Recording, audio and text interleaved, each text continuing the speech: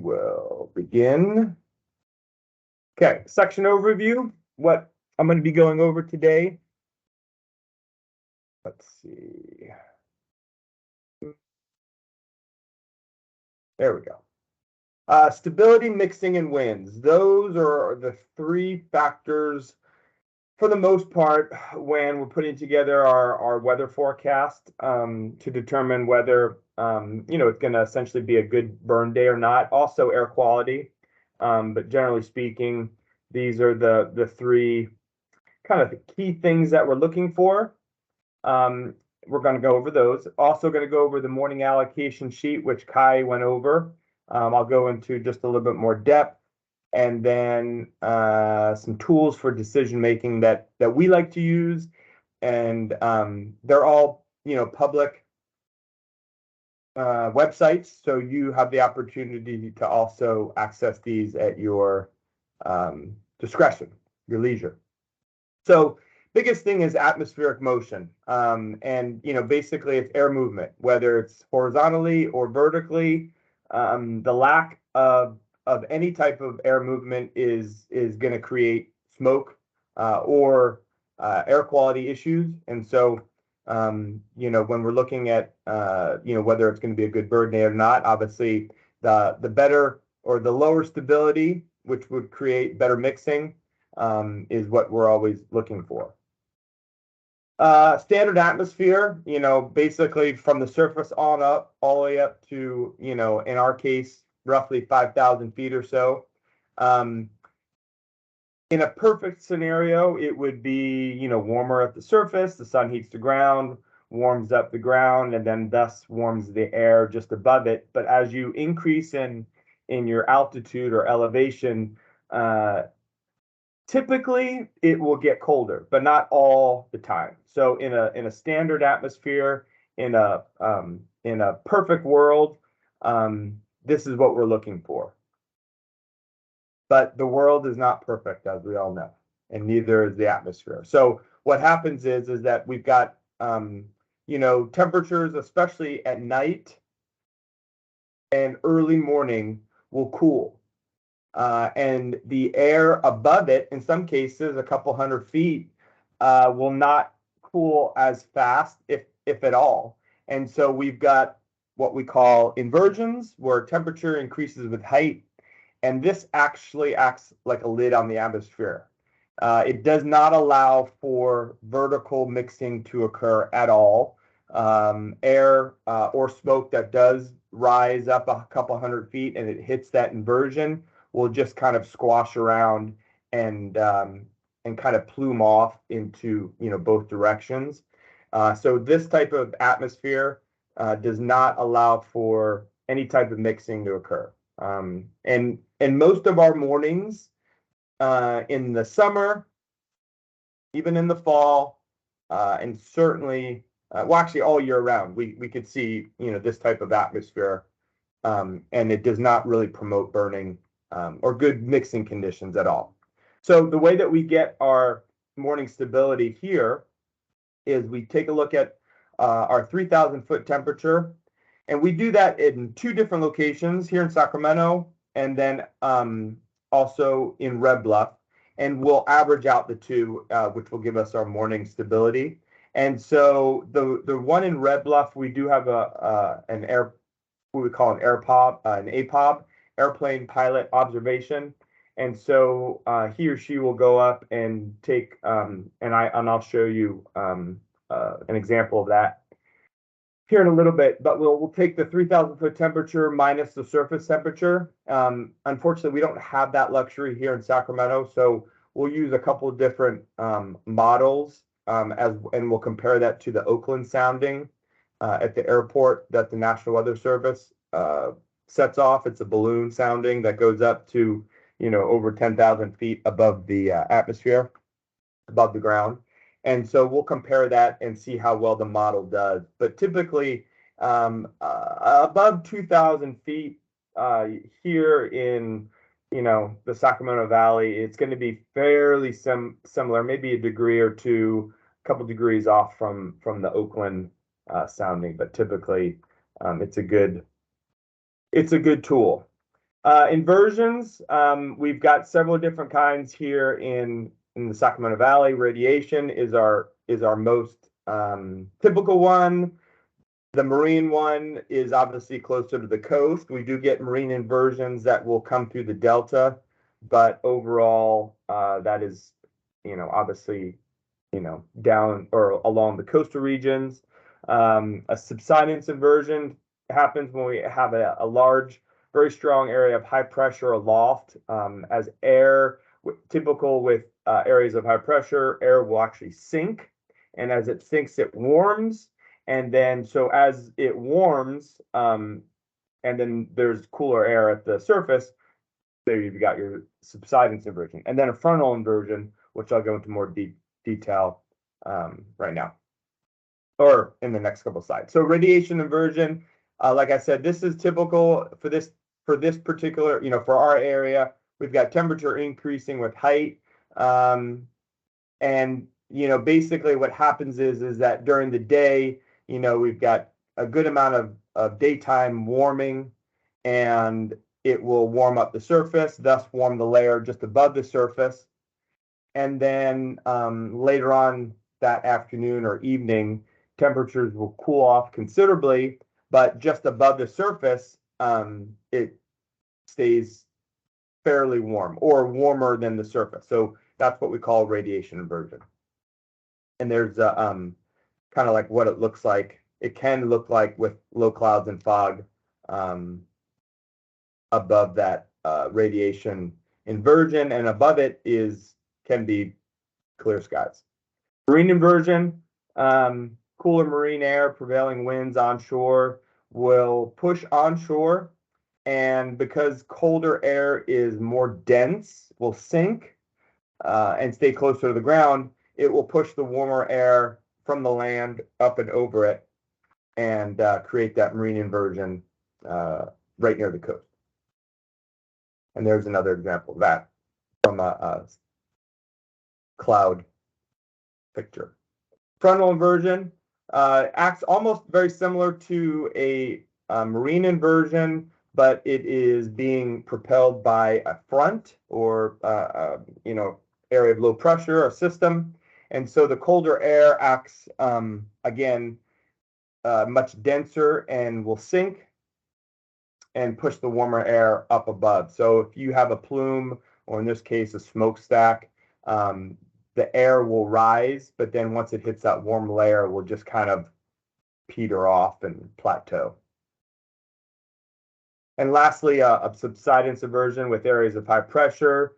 You've got an unstable atmosphere from the surface on up to, say, a couple thousand feet, depending upon how strong that subsidence inversion is. And then you've got that stable layer, which if you've ever driven, say, down, an I-5 or even 99 south of, say, Lake Shasta, or up and over the Grapevine into the Central Valley there in Kern County, and at the top of the Grapevine, you just see that layer of smog and haze, and and then at the bottom, as you hit the bottom of the Grapevine, you look up and it's just completely dirty air. That you've driven through that subsidence inversion, so it will trap the pollutants there.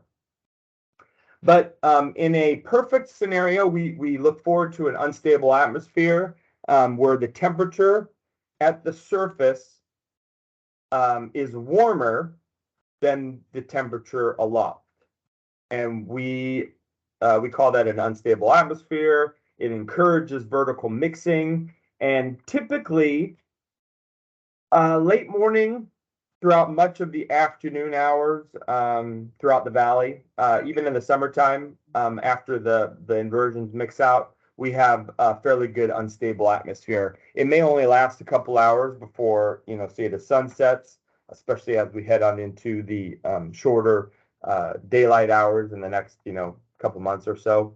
But this is what we like to see as far as the temperature profile. So this is basically, I don't know, say 94 degrees. This is 92, 90, and you see how as we're increasing in height, we're decreasing in temperatures, and that's that's what we look forward to. And then like I had mentioned, inversions will most likely form late at night, overnight, in the evening. Let's see, we've already gone over this. Temperatures decrease with height. But then, with say a subsidence inversion, subsidence inversion, you could have like this little layer of the atmosphere where it doesn't mix. You've got, temperatures that will actually warm aloft and then cool again. So this is a good mixing layer, but then if it's not high enough and there's not good vertical, or I should say horizontal mixing, then your pool of smoke is just going to sit there. And then as the inversions, what we like to say, collapse at night, then everything is just going to come crashing to the ground. So that's, even though it may be a good burn day, sometimes, we put too much smoke up in the air and it doesn't mix out as we would have hoped to. So then we've got smoke impacts later that night or downstream or upstream later in the morning. So that's just something to keep in mind. So I briefly touched upon APOBs. They're airplane pilot observations. And right now we have a pilot in Bakersfield, Paso Robles, Red Bluff. We also have a pilot in Fresno, and also he or she does the Columbia temperature flight, but he is sick right now. So right now we just have 3 APOBs, and this can also be viewed on our agricultural and prescribed burning webpage, as well as the webpage that Kai will show you later. So the black is, this is a 2-day that I took the other day. So the black line is showing the temperature profile from the day before, and then the red line will show the temperature of that morning. And we typically get these posted for you folks up in the northern end of the valley. Obviously the Red Bluff one is nice. And we typically get these posted around 7-ish. So unless they are late in getting the temperature data into us. So that is for your viewing. When we're looking into our forecasts, one of the biggest things that we like to look at, and I'm going to share with you in just a second, is what we call 500 millibar heights. It's the layer about 10,000 feet above the surface, and in my opinion, it's probably one of the best things to look at when you're looking at weather systems, whether they're coming or going, and the general streamline of airflow at that level. And so, with the 500 millibar height charts that we can look at, and you can also look at these as well, they will basically showcase areas of high pressure and areas of low pressure. And here's a perfect example of that. This is one of the extended models. This one is the GFS. This is the 500 millibar height.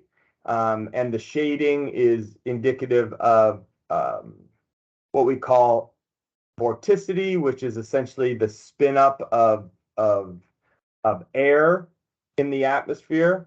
And so this one was taken the other day, and it actually goes through this morning. And it just basically showcases the area of low pressure that came through early today, and then which helped to direct our north flow that we're experiencing out there today. And speaking of which, what's our common wind patterns? So, typically we'll have a northerly flow or a southerly flow.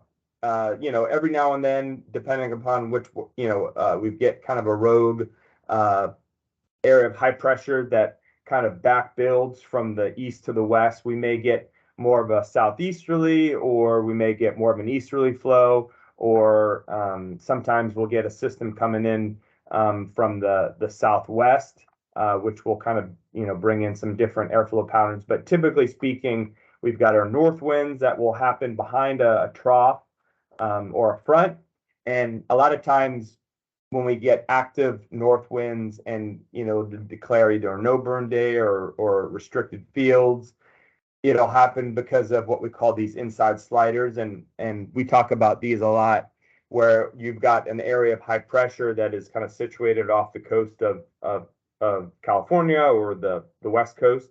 And you've got these large areas of low pressure that will move up and over the ridge and then drop down over either Northern California or the Sierra Spine, and then just drop into, say, the Las Vegas area or Southern California or the desert Southwest, and will cause some strong pressure gradients to occur. And these can obviously lead to no burn days. Oh, okay. So yeah, I forgot I always have this. So here's this Eastern Pacific ridge, high pressure. Now this low, if I were to look at this, like, oh yeah, there's going to be a north wind day, but probably maybe not very strong. If this low was a little bit more impacting, say, the Great Basin, these isobars here would be more tightly packed together. When you get a tightly packed set of isobars, typically that is indicative of a tighter pressure gradient, thus stronger winds. South winds, in my opinion, these are our most favorable winds because they push the smoke out of all the larger metropolitan areas, specifically downtown Sacramento. And so south winds is our most favorable wind. If we have a strong south wind morning, most likely, and inversions are negligible, if we have any, then most likely we will have an early burn day. Or we have strong, south winds late in the evening or late in the afternoon into early evening, and conditions are ripe for good burning. We'll have an extended burn day hours. So, but again, even though we have no burn days and pruning only days and restricted fields because of the north wind days, because north winds obviously push the smoke into the larger metropolitan areas, a south wind day, and say it's gusting to 30, 40 miles per hour, I mean, you can't burn in that anyway.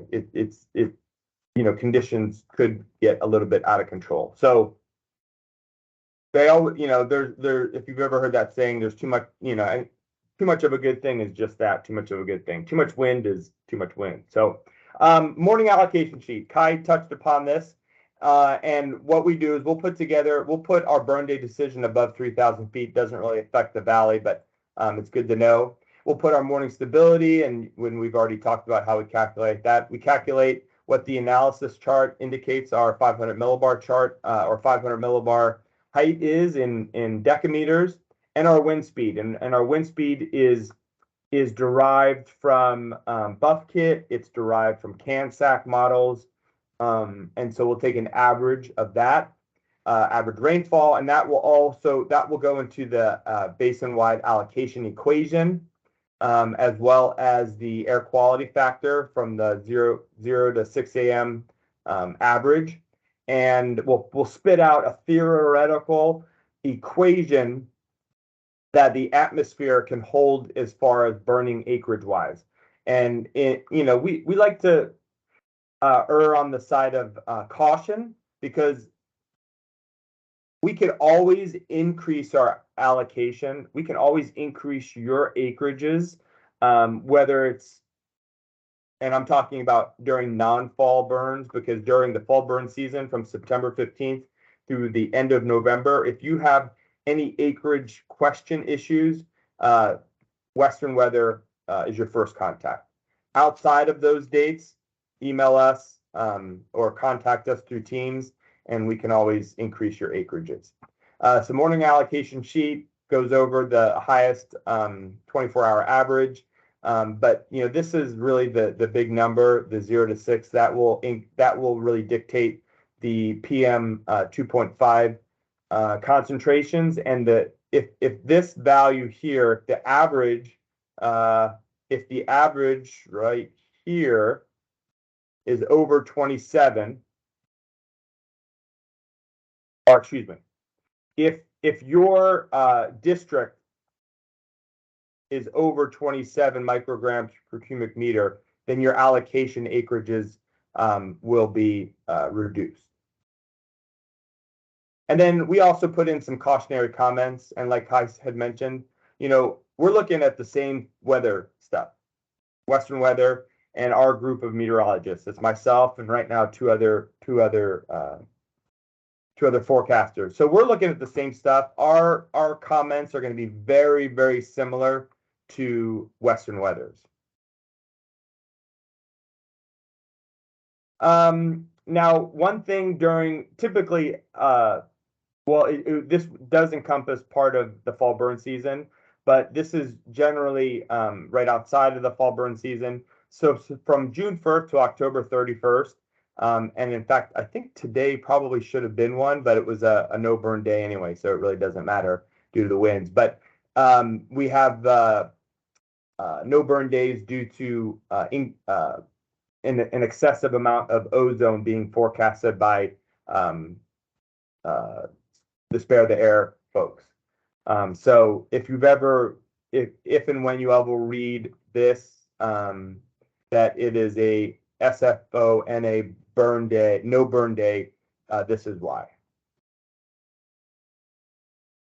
All right, in conclusion, wanted to share with you some tools and resources, and these are all public, and I'm going to try to click on a couple of these, and I don't know, oh yeah, I think I might be able to. So this is our PEEPers page. This is our prescribed fire incident reporting site. Some of you may or may not be familiar with this, but this is where you can get some of our burn day status for all the other air basins outside of Sacramento. Her model, this is a great tool, as well as the Blue Sky Viewer, to see where the models are suggesting prescribed wildfire smoke is going to be moving in through. And then the smoke blog, Ann Hobbs from Placer County, she helps put this together. But I just want to share this with you, see if this will come up. Okay, so this is our prescribed fire incident reporting system. If you don't have a username or password, you can email Jason Brands, or you can go down here to PEEPers Administrator and request one. But the three different products that, in my opinion, are very important are the burn day decisions statewide. If you click entire state, you'll get our 24 hours. So this was posted yesterday. So the burn day decisions for today, all the way through September 2nd. So a 96-hour trend, which shows all of the burn day statuses that we've come up with. The only air basins that we don't forecast for are the Bay Area, which is San Francisco, South Coast, and San Diego. And we don't do also the San Joaquin Valley, but they're not on here either. So, and then something new that we've done this just within the past month is we put in a confidence level for the Valley out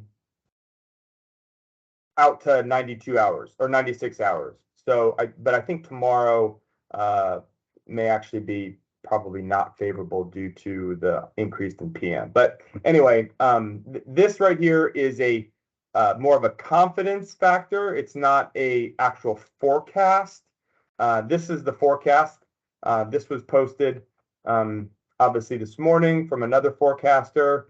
And so this is essentially the allocation sheet that we already went over with, the burn day status. And look at this, the air quality from 0 to 6 a.m. this morning was, in most cases in the 30s and 40s, and the average was 46. So essentially it was a no burn day today due to winds and high PM levels. So this one, let's see, Sac Valley allocation, which I've already shown you, and then airplane pilots, the APOBs here. This was something that I shared with you earlier, but a little bit of a closer view. So there's those. And the rapid refresh you guys can take a look at later if you want. This is something that I feel like is very important, and it's not so much, doesn't really pertain to the agricultural burning program, but it's a great learning tool if you just are interested to know what's going to be happening up the next several days. We have a what we call 1300 call. It's a general forecast discussion that we in conjunction with Reading fire weather as well as Riverside fire weather, and so we go over the general weather synoptics. We showcase different active fires, go over in some cases where the smoke is going, and also just a general weather forecast. So that is, in my opinion, a very it's a good tool to have. And if you're not familiar with or already part of it, email me and I'll get you the invite via Teams. We do have these calls on the weekends when we have active fires like we do up in the North Coast right now. And speaking of active fires, the best way to take a look at some of the fire activity from your computer is this Alert California. It's a dense network of webcams. It's awesome. Some of it is panoramic. It's great. I think Kai is going to showcase some more of that to you. But here are some other great links. So this is our webpage, ARB's webpage, real quickly. So we have our agricultural burning page, which has some different links, statewide ag forecast decisions, which is PFERS. We have San Joaquin Valley. We have some popular resources down here. You have links to the different air districts in the state. We have our Title 17 regulation. We have historical burn day decisions. So if you're wondering, you can download an Excel spreadsheet from the past 13 years. ACMIS is an air quality, an ARB air quality site, and then the Air Now, the Fire Air Now site, in my opinion, is also. Oh, not quite sure what that is, so I'll have to. I'll have to go in and edit that. That shouldn't be there. Let's see what else. Oh yeah, the Go satellite loops, which I'm going to actually show you here. So there are just great visuals nowadays with satellites, and in my opinion, there are two really great sites out there. We have the one NOAA GOES image viewer, and this is current. So here are the fires burning in the North Coast, and just with that north flow, humongous smoke plume moving out over the open waters off the coast of the Bay Area and even Southern California. So this is a great tool to have. It's public domain, so you can look at it. I mean, I'd look at it all day. It's just one of those mesmerizing things. And then the other great one that I really love is the College of DuPage satellite radar page. And this one, you have not only you can look at different radars, but in this case, I really love that you can change the different what's called spectral bands. You can look at water vapor imagery, which in some cases you can look at that in some areas or in some different weather patterns are you can't see with the naked eye. It's a fluid. The atmosphere acts like a fluid, and sometimes you can't see it unless you kind of change the spectral wavelength band. So this is my favorite one, the True Color. Can really see the different hues of the clouds, and my favorite one is you could really zoom in here across Northern California and see the smoke really embedded within these little different river drainages here across the North Coast. So just some really cool stuff. They also have different weather pages here for different forecast models. So it's just some really great stuff. And I think, oh, and lastly, every set of regions within the state has their own National Weather Service office. And so these are the links here if you're not familiar with those. And that should do it for me. Does anyone have any questions?